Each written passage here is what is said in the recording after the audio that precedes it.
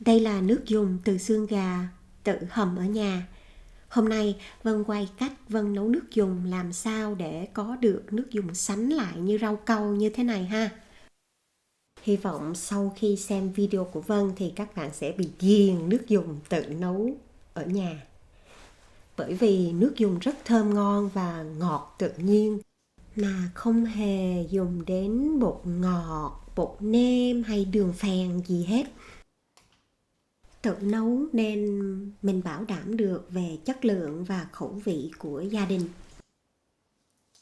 Dùng nồi áp suất nên không cần phải canh lửa gì cả, cũng không cần phải nấu qua đêm xương mới ra được hết nước ngọt.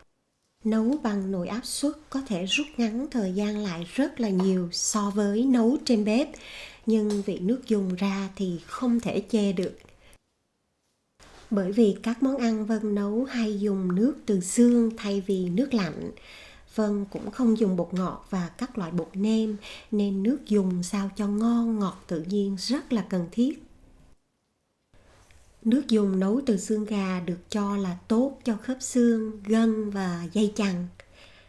Gà cũng được cho là có nhiều chất collagen tốt để chống lão hóa da, và gà cũng được cho là rất tốt để tạo cơ bắp thịt.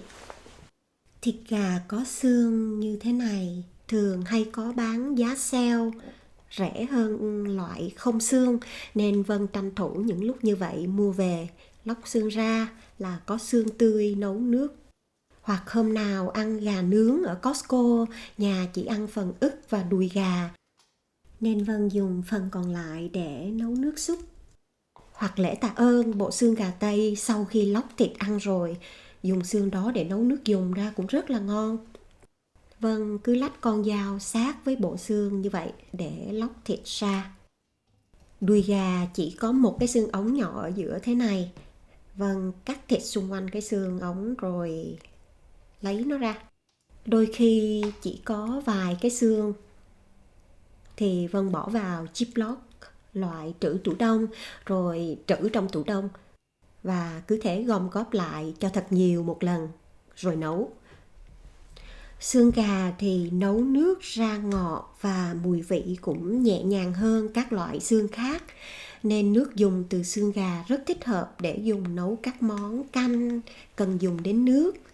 Nước lạnh thôi thì sẽ không bổ dưỡng và ngon bằng xương gà là dĩ nhiên rồi, phải không?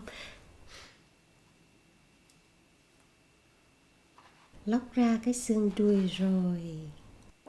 Vân dùng khoảng 4 bao là 2 kg xương gà. Gia vị nêm vào nước dùng cho mặn mà, Vân chỉ nêm muối, Vân không nêm mắm. Để nấu một nồi nước dùng 10 cúp nước thì Vân dùng tối đa là 1 muỗng canh muối. Vân dùng 1 muỗng cà phê tiêu sọ. Để cho thơm và không bị cặn, dễ lọc cho trong thì Vân không dùng tiêu xay mịn. Vân sẽ đập cho bể thô ra một tí phần tiêu sọ này. Cho vào cái túi như vậy và đập bể ra. Vậy ha. Bây giờ đến phần rau củ các loại để bỏ vào cho nồi nước dùng được thơm ngon và ngọt tự nhiên. Vân không có cứng nhắc trong các nguyên liệu bỏ vào, nhưng cơ bản thì đây là các nguyên liệu lúc nào cũng hầu như phải có. Đó là hành tây, cần tây, tỏi, gừng, cà rốt. Cà rốt cho vào làm tăng thêm vị ngọt cho nước dùng, nhưng cà rốt cũng làm màu nước dùng sậm hơn, nên Vân chỉ cho cà rốt vào khi nào nấu nước dùng gấp để dùng liền. Chỉ nấu trong thời gian ngắn thì màu nước dùng không bị đậm từ cái chất cà rốt tiết ra. Và như vậy thì đôi khi có nhiều món canh của mình màu nước đậm sẽ làm mất đi cái thẩm mỹ của món ăn Việt Nam của mình. Đây là các loại rau củ Vân thường hay dùng để nấu nước dùng không bị sậm màu, để dùng cho các món canh, món súp cần nước dùng trong và không sậm màu, như súp măng tây cua chẳng hạn. Vân không dùng cà rốt. Vì cà rốt nấu lâu làm màu nước ra rất đậm màu nâu đỏ. Thay vào đó Vân cho vào cốc ngò. Ngò nấu ra ngọt nước nhưng bảo đảm nước dùng không bị đậm màu như cà rốt. Vân cũng bỏ thêm vào một củ hành ta cho thơm và ngọt. Đại khái thì đó là các loại rau củ Vân dùng kèm với xương để ngọt nước và mùi vị thơm ngon cho nước dùng. Hành tây là nguyên liệu luôn luôn phải có. Hành tây làm nước ra rất ngọt và thơm. Thay vì nêm thêm đường phèn cho ngọt nước, Vân cho thêm hành tây chứ Vân không dùng đường phèn. Dùng luôn vỏ hành tây cũng được luôn, vì vỏ hành rất là thơm, nhưng nhớ rửa rồi hãy dùng ha. Có điều màu vỏ sẽ làm cho nước dùng bị sậm màu nâu, nên Vân thường gọt bỏ vỏ đi. Vân cũng cắt nhỏ ra để nấu bằng nồi áp suất cho bảo đảm là nó ra hết chất cho Vân. Vân cắt hành nhỏ như vậy khi nấu trong thời gian ngắn. Cà rốt thì nếu không ngại dùng luôn cả vỏ, chỉ cần rửa sạch rồi cắt khúc, nhưng Vân thường nạo lớp vỏ bên ngoài như vậy. Vân cũng cắt khúc nhỏ để nấu cho ra hết chất ha.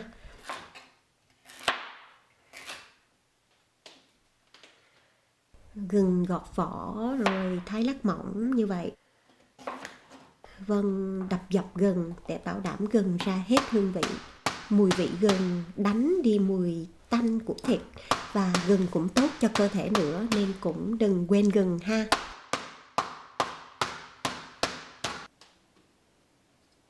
Củ hành ta chỉ nhỏ thôi nhưng Vân cũng bổ đôi để cho nó ra nước.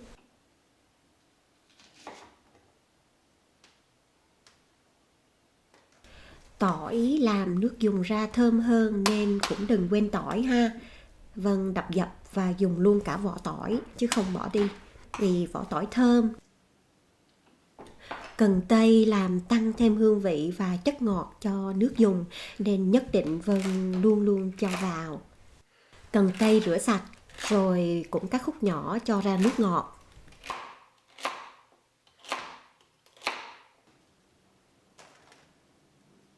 Hôm nay Vân chỉ dùng xương để nấu nước dùng và Vân sẽ nấu 4 tiếng, nên Vân sẽ cắt hành tây múi cau như thế này để hành không bị mềm quá, bủng ra. Vậy là rau củ tạo hương vị cho nước dùng đã sẵn sàng rồi. Vân cho tất cả vào nồi áp suất đây. Hành tây cắt múi cau, cần tây cắt khúc, hành ta bổ đôi, tỏi gừng đập dập. Cho hết phần gốc ngò vào luôn. Cho xương vào.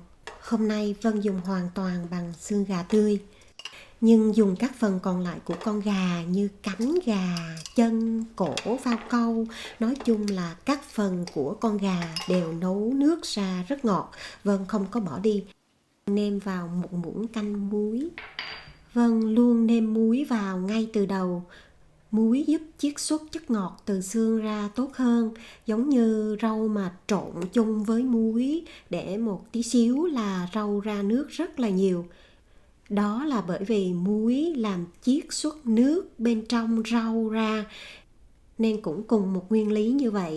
Nêm muối vào ngay từ đầu thì nước dùng chắc chắn ngon và ngọt hơn là nấu chín rồi mới nêm muối vào.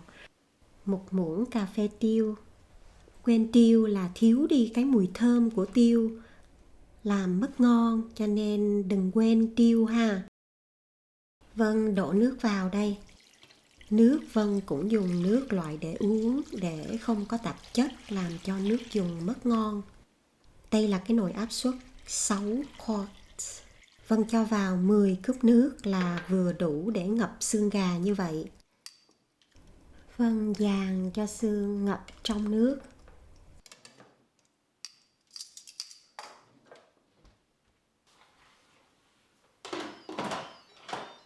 Khóa van khí lại. Vân thiết định chế độ nấu ở áp suất cao và nấu ít nhất 30 phút, lâu nhất là 4 tiếng. Lần này Vân sẽ nấu 4 tiếng ở áp suất cao để bảo đảm ra hết chất trong xương. Nước dùng nấu sau 4 tiếng và Vân để cho nguội hẳn thì trông nó như thế này. Mặc dù nấu 4 tiếng nhưng màu nước vẫn rất là nhạt và nước rất là trong. Vân lọc qua một cái rổ có lỗ nhỏ để tách bỏ phần bã và cặn.